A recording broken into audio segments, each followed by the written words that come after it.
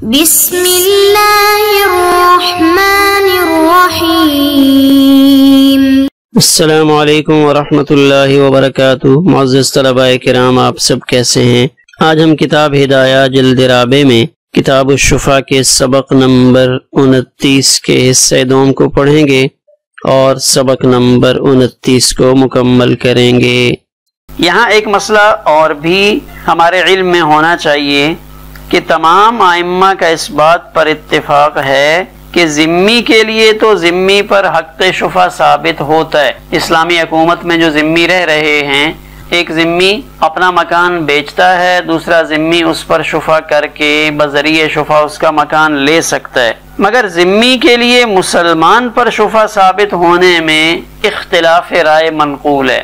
کہ ایک مسلمان مکان بیچتا ہے دارالاسلام میں اور اس مسلمان کا پڑوسی ایک ذمی ہے، تو آیا اس ذمی کو مسلمان بائے کے اس مکان پر حق شفا حاصل ہوگا یا نہیں؟ تو اس میں حضرت حسن بصری، امام شافعی رحمہ اللہ، ان کے نزدیک حق شفا ثابت نہیں ہے۔ اسی طرح امام احمد رحمہ اللہ کا بھی ایک قول یہی ہے۔ سیدنا انس رضی اللہ تعالی عنہ کی ایک روایت جو دارقطنی نے نقل فرمائی ہے کہ نصرانی کے لیے شفا نہیں ہے، لیکن جمہور کے نزدیک ذمی کے لیے مسلمان پر حق شفا ثابت ہے۔ یہ وہ صورت تھی کہ شفیع خود مسلمان ہو۔ اب اس سے اگلی صورت وَإِنْ كَانَ شَفِيعُهَا مُسْلِمًا وَذِمِّيًّا، کہ جائیداد کے شفیع ایک نہیں دو آدمی ہیں، یعنی جو مکان بک رہا ہے اس مکان کی پشت پر دو گھر موجود ہیں۔ مثال کے طور پہ جو مکان بک رہا ہے یہ ایک کنال پہ محیط تھا، اس کے عقب میں 10 مرلے پر ایک مسلمان کا گھر ہے اور دوسرے 10 مرلے جو اس بکنے والے مکان کے ساتھ ملے ہوئے ہیں وہ ایک غیر مسلم کے پاس ہیں۔ تو اب ان دونوں مکانوں کی زمین کے ملا ہوا ہونے کی وجہ سے ایک شفیع مسلمان ہوگا، ایک ذمی ہوگا، یعنی ایک کنال کا جو مکان بک رہا ہے اس کے 10 مرلے پر مسلمان شفا کرے گا اور 10 مرلے پر وہ ذمی شفا کرے گا۔ اب یہ مکان جو ایک کنال والا بکا ہے، اس مکان کو خریدنے والا وہ بھی ایک غیر مسلم ہے، اس نے شراب کی 10,000 بوتلوں کے عوض اس مکان کو خریدا ہے۔ تو اب مسلمان نے 10 مرلے جو لینے ہیں تو وہ کیا کرے گا؟ اخذ المسلم نصفها بنصف قیمت الخمر، تو 10,000 بوتلوں میں سے 5,000 بوتلوں کی جو قیمت ہے، مثال کے طور پہ یہ 10,000 بوتلیں 20 لاکھ روپے کی ہیں تو 5,000 بوتلوں کی قیمت 10 لاکھ روپے بنتی ہے۔ تو یہ مسلمان جو 10 مرلے شفا کے ذریعے لینا چاہتا ہے یہ تو 5,000 بوتلوں کی قیمت یعنی 10 لاکھ روپے ادا کر کے 10 لاکھ روپے ادا کر کے 10 مرلے بذریعہ شفا لے گا۔ ساتھ والے 10 مرلے جو غیر مسلم نے لینے تو الذمی نصفها بنصف مثل الخمر، بنصف مثل الخمر، تو وہ خمر کی مثل دے کر 10 مرلے کو بذریعہ شفا لے گا، یعنی وہ اسی کمپنی کی شراب کی 5,000 بوتلیں منگوا کر اس بائے یا مشتری جن کے قبضے میں وہ مکان موجود ہے اس کو دے گا، اس اعتبار سے لے لے گا۔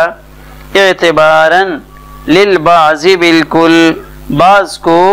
کل پر قیاس کیے جانے کی دلیل سے۔ اسی بنا پر اگر ایک مسلمان پوری جائیداد کو پوری قیمت پر لیتا تو نصف جائیداد ہونے کی بنا پر نصف قیمت پر لے گا۔ اسی طرح اگر پوری جائیداد کو پوری متعینہ شراب کے مثل یعنی شراب پر لیتا تو نصف جائیداد کو نصف شراب کے عوض لے گا۔ اعتباراً للبعض بالکل، بعض کو کل پر اعتبار کرتے ہوئے، کل پر قیاس کرتے ہوئے، اس عبارت کا مطلب یہ ہے کہ اگر مسلمان تنہا پورے مکان میں یعنی پورے ایک کنال کے اس مکان میں شفا کا مستحق ہوتا تو اس صورت میں بھی وہ خمر اور خنزیر کی مکمل قیمت دیتا، یا اگر تنہا ذمی یعنی جو 10 مرلے پہ فی الحال شفا کر رہا ہے اگر یہاں مسلمان کا مکان نہ ہوتا، اسی ذمی کا حق شفا بن رہا ہوتا تو اس مکان کا شفیع ہوتا تو اس سے خمر کی صورت میں مثل دینی پڑتی اور خنزیر کی صورت میں اس کی قیمت دینی ہوتی۔ اسی طرح یہی حکم اس وقت بھی ہے جب ذمی اور شفیع دونوں آدھے آدھے مکان کے شفیع ہوں، یعنی دونوں کے لینے کی الگ الگ حیثیت اور طریقہ ہے۔ فلو اسلم الذمی، یہاں سے آگے ایک نیا مسئلہ شروع کر رہے ہیں کہ اگر ذمی مسلمان ہو گیا، اگر مسلمان شفیع کا پارٹنر، وہ شفیع جو پہلے ذمی تھا وہ کسی طرح اسلام کی تعلیمات سے متاثر ہوا اور اسی ابی شفا کے مسئلے کا فیصلہ نہیں ہوا تھا، وہ مسلمان ہو گیا، تو اس صورت میں جیسے مسلمان کے لیے خمر کی نصف قیمت دینا ضروری تھا، اب وہ شفیع جو پہلے ذمی تھا اب وہ اسلام میں آ چکا ہے، تو اب وہ بھی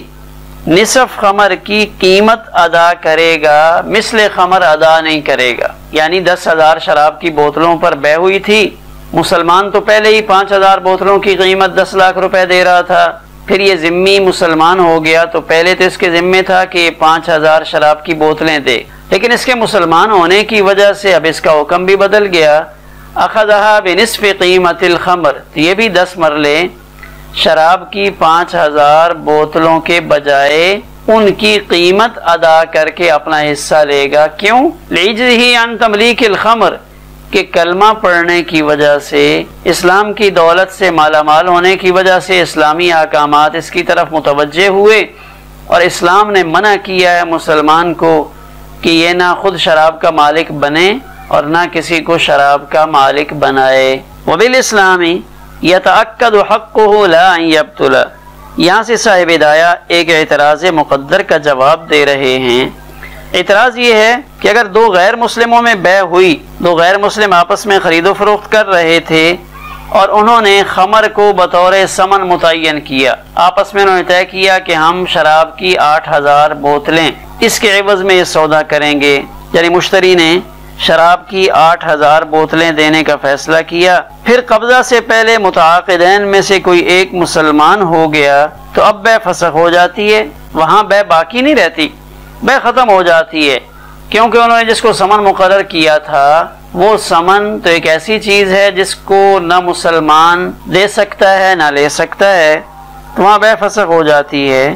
تو کہتے ہیں یہاں جب ذمی شفیع اسلام لے آئے تو اس کا حق شفا ختم ہو جانا چاہیے، جیسے فریقین میں سے ایک بندہ مسلمان ہو جائے تو وہاں بیع باقی نہیں رہتی، بیع کی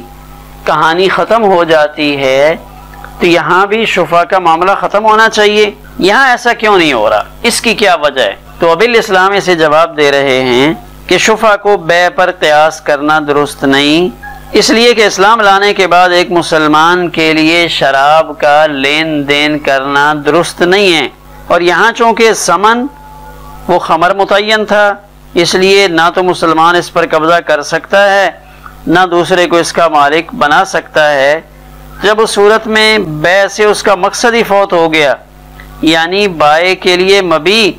اور مشتری کے لیے ثمن پر قبضہ کرنا وہ فوت ہو گیا ہے، تو بیع کو وہاں فسخ کیا گیا، مگر اس فسخ سے شفا کا فسخ ہونا لازم نہیں آتا، اس لیے کہ شفا وہ تو بیع کے فوراً بعد ثابت ہو جاتا ہے، چونکہ بیع کے وقت بائع اور مشتری دونوں کا مذہب ایک ہی تھا، اس لیے اصل بیع صحیح ہو گئی اور اسی وقت شفا ثابت ہو چکا تھا، لہذا بیع میں جب فسخ کی صورت بنے گی اور بائع اور مشتری آپس میں اس بیع کو ختم کریں گے تو اس سے شفیع کے شفا پر کوئی اثر نہیں پڑے گا، اس لیے فرمایا کہ اسلام سے تو حق پائیدار اور مستحکم ہوتا ہے، وبالاسلام یتأکد حقہ، اسلام لانے سے تو اس کا حق اور پکا ہو گیا، نہ یہ کہ ہم اس کے حق کو باطل کر دیں، باطل نہیں ہوگا، اس کا حق پکا ہوگا۔ فسارا، پس یہ ایسے ہی ہو جائے گا، کما اذا اشتراها بکر من رطب، جیسے ایک شخص نے مکان خریدا اور اس نے مکان خریدتے وقت ثمن میں یہ طے کیا کہ میں اس کا ثمن بکر من رطب،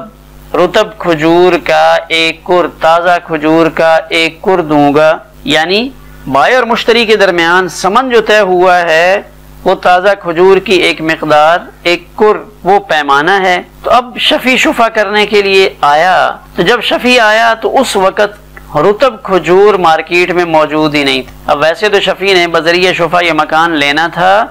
اور شفیع پر ضروری تھا کہ وہ رطب کھجور ہی دے اور دے کر اس مکان کو بذریعہ شفا لے، لیکن اب موسم ایسا آ چکا ہے کہ رطب تازہ کھجور ملتی نہیں، تازہ کھجور دستیاب نہیں ہے، شفیع اس کے دینے سے قاصر ہو گیا، تو اب کیا کریں گے؟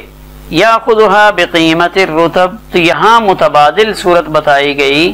کہ شفیع رطب کی قیمت دے کر اس مکان کو لے، تازہ کھجور کی جو قیمت بنتی ہے وہ قیمت دے کر اس مکان کو لے لے۔ تو بالکل اسی طرح یہاں بھی جب ذمی اسلام لے آیا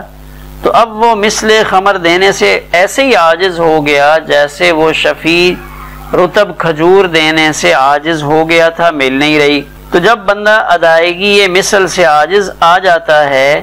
تو پھر اس پر اس کا متبادل قیمت کی صورت میں دینا لازم ہوتا ہے، لہذا اس مسئلہ میں وہ نو مسلم شفیع قیمت خمر دے کر اس مکان کو لے گا۔ وہ مسلمان جو ابھی ابھی نیا نیا اسلام میں داخل ہوا ہے اب وہ شراب نہیں دے گا بلکہ وہ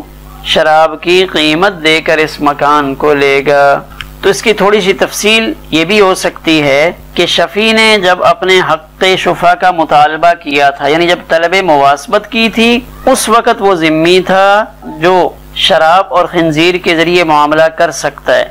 لیکن جب مکان کو لینے کا وقت آیا، درمیان میں طلب خصومت کی گئی، عدالت میں یہ مسئلہ پیش ہوا اور قاضی نے جب فیصلہ کیا تو اس وقت وہ مشرف با اسلام ہو چکا تھا، تو اب وہ ان چیزوں سے معاملہ نہیں کر سکتا، لہذا اب بدلے میں وہ ان کی قیمت دے کر اپنا حق شفا وہ حاصل کرے گا۔